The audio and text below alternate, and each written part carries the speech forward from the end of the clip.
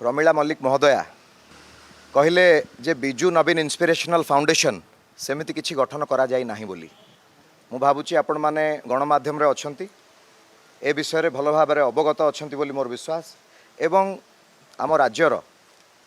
जनसाधारण माने मध्य भल भाबरे जानिछंती। प्रथमे चीफ व्हिप प्रमिला मल्लिक कहिथिले कि बिजु नवीन इंस्पिरेशनल फाउंडेशन बोली किछि गठन करा जाई नाही। ता परवर्ती पर्याय रे बिजु जनता दलर सभापति नवीन पट्टनायक महोदय निजे आसिकी गणमाध्यम रे कहिथिले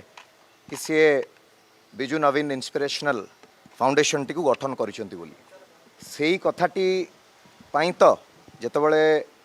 डॉक्टर प्रभात विश्वाल ए कथा को नवीन निवास रे नवीन पट्टनायक सम्मुख रे कथाटी को उपस्थापन करथिले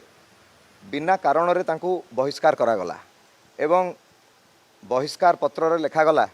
जो चिठीटी आसिला ताधरे लिखागला कि एंटी पार्टी एक्टिविटी। ए प्रश्न मु आपणक माध्यम रे प्रमिला मल्लिक महोदय को पचारिबा पई चाहे।